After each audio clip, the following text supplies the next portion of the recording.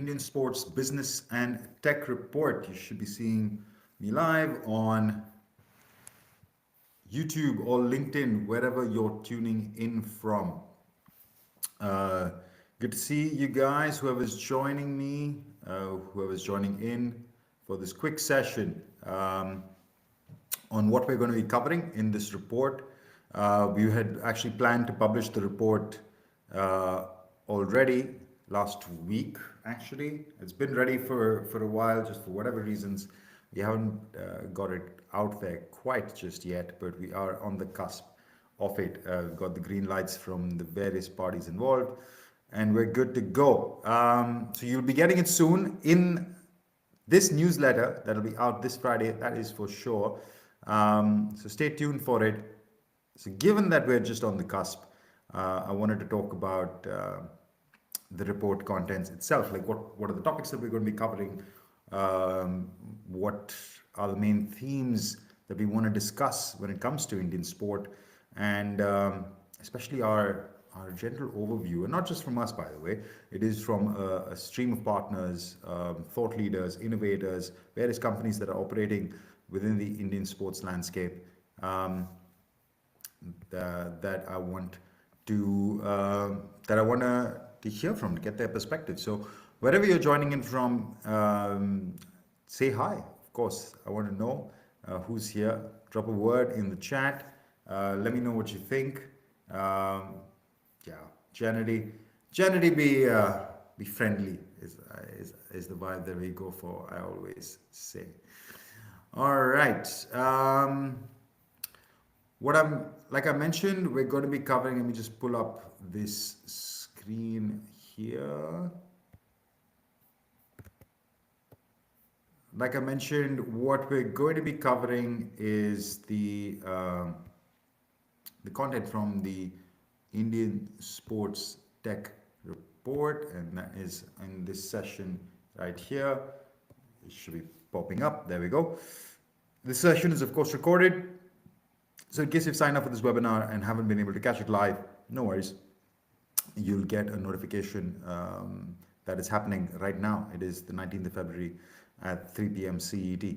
Um, the report itself is presented by us and, of course, powered by Sports for All, which is the leading youth sports organizer in India. And essentially, one of the things that we've been doing in the lead up to the report is speaking with various leaders within the Indian ecosystem.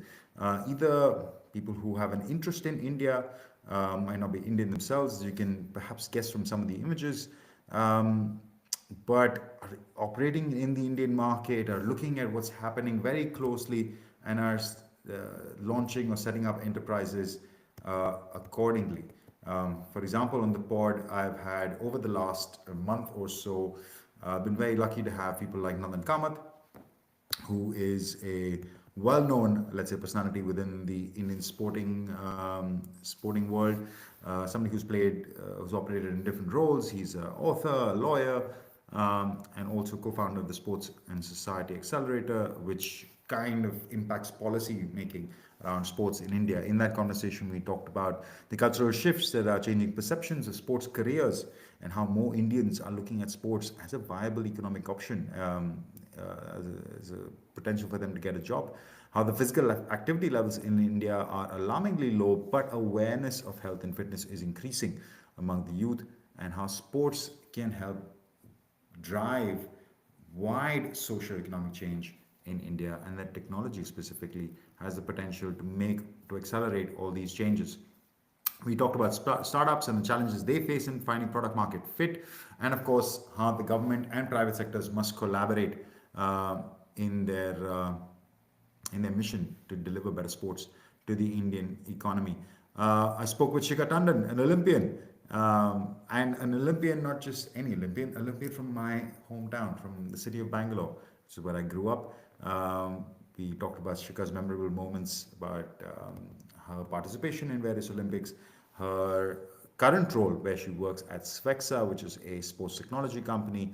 I mean, they do more than just sports, but they interface, they use essentially AI to develop smart reporting around or aggregation of data. So pulling data from multiple sources, from your watch, from your device, from your nutrition, from various places, and delivering them in a easy, digestible, insights-driven manner that elite athletes and actually all athletes can can take in. We talked about the changing face of sports technology and the challenges around it within the Indian context, especially for coaches. Um, and then also about her transition from an athlete to somebody who works in sports. I had a great conversation with Eric Hollingsworth and Arnab Das from Vijay Bharat Sports Academy. It's surprising to hear where, all the interesting things that people are doing in the Indian sports market. I hadn't known about the Vijay Bharat Sports Academy, but they are serious about the investments that they make, the kind of work that they do in trying to promote the Indian sports ecosystem.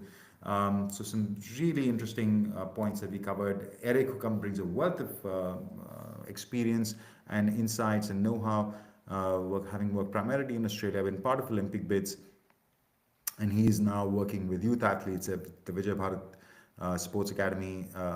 Operates in about 4 disciplines, working with 450 to 200 young athletes, and they hope to jump that to 8 disciplines and 500 young athletes, all with the aim of delivering medals at the at the hopefully upcoming India hosted Olympics. This will be a major step for the Indian sports economy, and how this academy is trying to instill a winning mindset, a culture of winning within its athletes, and an elite performance mindset. All of these things and the various tools that they use. They use, for example, Teamworks as in their tech stack. Teamworks is a product that becomes a hub for athlete communication. So it's an athlete management system, but not just around data and performance, but also around communication, scheduling, calendar, and then managing their various other parts of their performance side, the nutrition, recovery, etc.,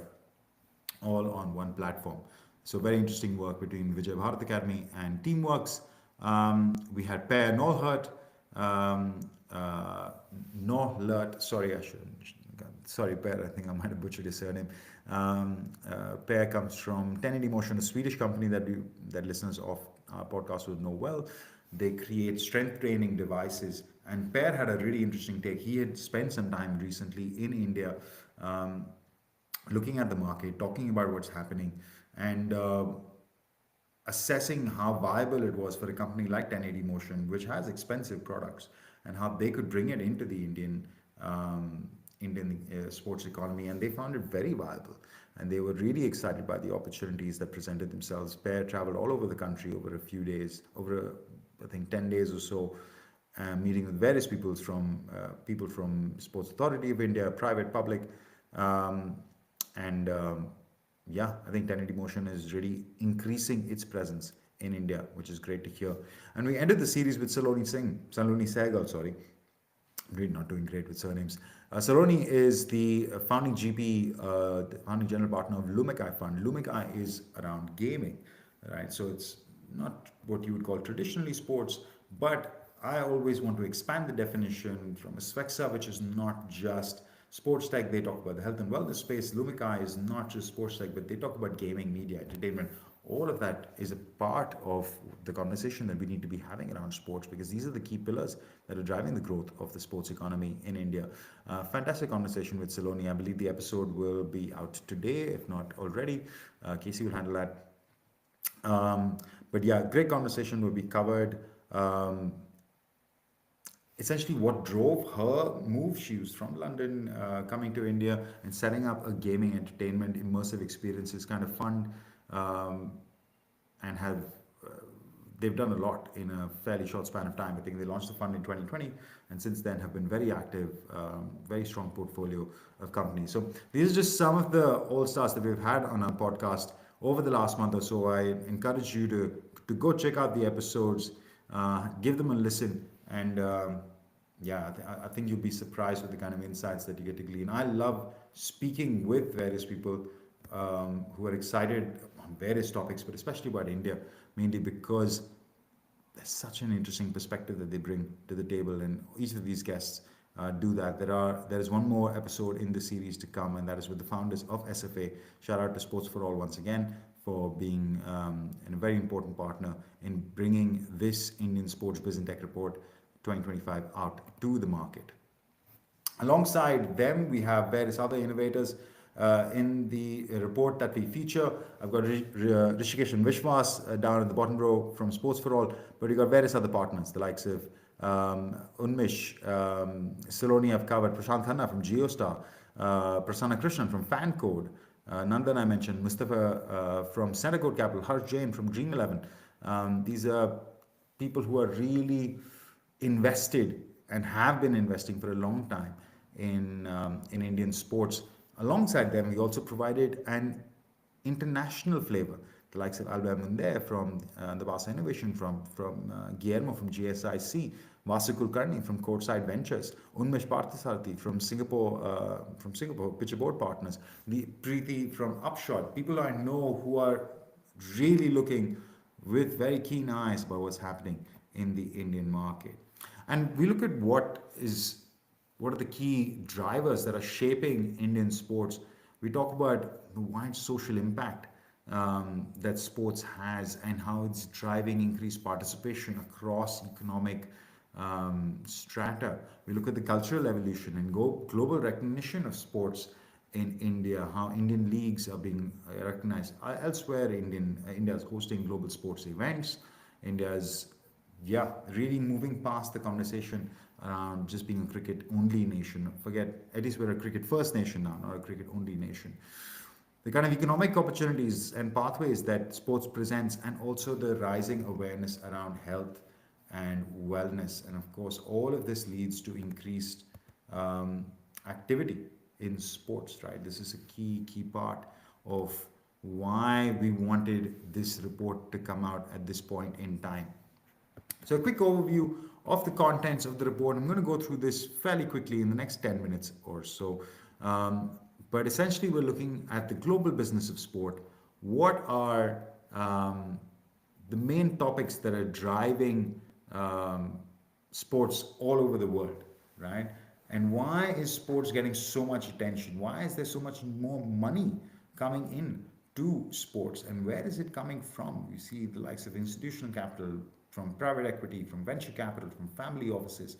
We see the sovereign states, the wealthy states of the Middle East, from PIF in Saudi to QIA in Qatar to the Abu Dhabi family offices. All of these guys are investing in sports in a big way. Why are they doing this? Well, I mean, you might talk about sports washing, but that's part of it. Sure, I'm not going to take away from that argument, but why they're relying on sports is to do this, to change their perception on a global stage, is because they believe sports is is a major opportunity to do that. It's an important conduit. It's a way for them to reshape their own economies, and they want to reduce the dependencies on carbon-based fuels and shift to more diverse economies, and they genuinely believe that sports is a big driver of that. Corporate investment. Why are the likes of Apple, Amazon, Netflix, why are all these guys looking at sports now? Why is an LVMH investing so much in sports? High-end luxury fashion. This is not Nike and Reebok, which are athletic wear. This is Gucci and Hugo Boss and the likes of Rolex, who have always been partners of Wimbledon, but they're doing so much more now. Why are all these brands spending so much time in sports? Red Bull has built a sports empire. They've shifted their perception from being just a sports drink into being being an energy drink, into being a wider sports company. So we covered that in a quick way. Athletes themselves, athletes today have bigger contracts than they ever had before, and that is a key part of driving. That's a big reason for them now looking at the asset class that they know best, which and investing in the topics that they know best, which is sports. And how this is trending from a global perspective. You see American and European athletes certainly taking the lead, but a lot of Indian athletes now as well driving funds and being active on the investment side. Fan-led investment, fans themselves participating in owning their sports teams. You've seen the likes of Green Bay Packers and FC Cologne do this on the global stage. And maybe you'll see something like this happen in India at some point in time, who knows. But alongside that, there is so much to look out for from an events point of view. There are major international events happening in India. There is obviously the MotoGP, which took place a couple of years ago, the FIFA Under 17 World Cup, the ICC Men's World Cup, but that's no surprise there. Um, the Hockey World Cup a couple of years ago, and major events happening in 2025. There's an esports masters, there's a women's World Cup, there's a couple of cricket events, there's a badminton junior championship coming up. So some major sporting events that India is looking to host now, and all with the perspective of presenting itself as a bigger sporting nation. Um, and when it comes to what drives this perception of being a bigger sporting nation, we talk about four main things. The four key pillars that drive the Indian sports business. It's their media rights, the teams and leagues themselves, how do they make money in their valuations, the various events that I covered just now, and infrastructure which supports all of this, that allows athletes to go out and do sports. And here you have to give some points to the BCCI for leading the way around how the IPL is valued and monetized all across the globe. It is one of the most valuable leagues when it comes to per match revenue, player contracts, various parameters. I mean, I think the average team value, these valuations might have different opinions, and they're not always, there's no absolute value, shall we say, unless you see transactions. But reported valuations of IPL teams are around 1.6 billion, which puts them right on track with some of the biggest sports properties in the world. I think if you look at the Deloitte Money League in football, it would put them in the top 10, or near towards the end of the European football. I mean, global across sports is much lower, but I mean, they're a lot bigger than a lot of football clubs all over the world, and not just that, how they're transitioning to bigger than that as well. The events I covered lightly, but there are so many other events that are happening in India, or India is looking to host in the near future, especially with an upcoming Olympics bid. And then you have infrastructure, of course, where the government is taking the lead and spending a lot of money. And when it comes to the international view, we always look at it at a two-way perspective. What is, sorry, what is Indian sports doing outside, and what is global sports doing in India? For example, you've got the IPL teams who are driving multi-club ownership all over the world. The likes of Delhi Capitals and Mumbai Indians have 5 teams up beyond beyond their IPL team, where they have either invested or they have co-owned, or I mean, in some cases, you can see the branding straight away with MI Emirates, MI New York, MI Cape Town, and obviously the women's team. And with the 100, the recently concluded auction, these teams have been, they're not branded, but they're acting as investors.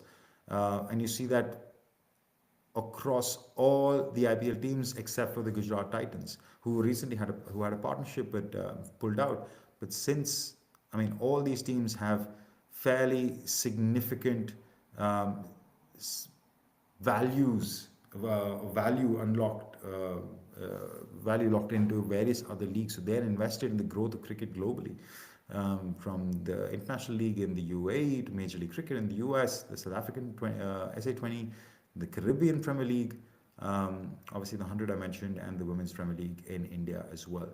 At the same time, you've got global football, which has been investing in India. There are some names on here that I haven't mentioned, that we haven't been able to mention because there have just been long-standing talks.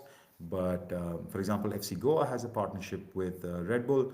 You've got Atletico Madrid, who've been who have partnership with an I-League team. You've got Sevilla in India. You've got City Football Group, who famously own Mumbai City FC. Borussia Dortmund have a partnership with Hyderabad.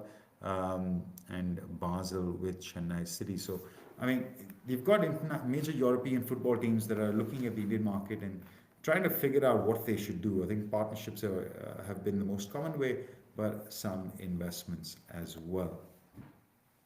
So that's an overview of chapter one. In chapter two, we kind of break down the numbers. We talk about the funding perspective. We look at how much money has gone into the Indian sports economy over the last 5 years. And we explain that 2021 was a breakthrough year for global sports. Since then, the investment has come down a decent chunk after the big break year, the breakout year of 2021, but that is just because there has been a global slowdown in investment, not just in India, and this is across the VC sector. At the same time, which are the topics that this investment has gone into?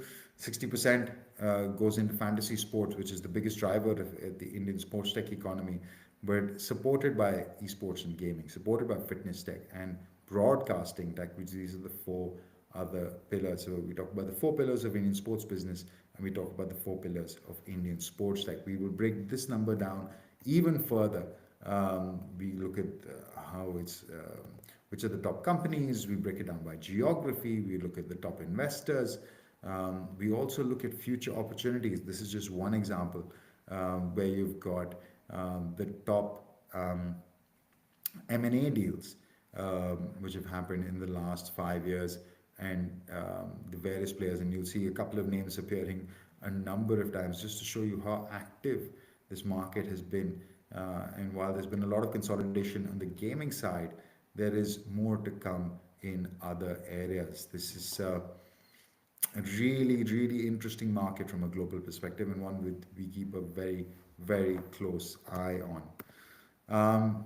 Of course, we finish up with the innovation ecosystem. We look at who are the main actors within the Indian economy, who are the main funds, the likes of Lumikai, we have mentioned, Centercourt Capital, who have featured, Rain Matter, Unived, Dream Sports Investments, also called Dream Sports Capital, or Dream Capital, I should say, but the likes of RCB Innovation, or Star Sports has, or what is now GeoStar, I should say, they have an innovation hub. The Telangana Sports Innovation Hub, the various other little programs that are popping up, and this is the list that we want to keep populating.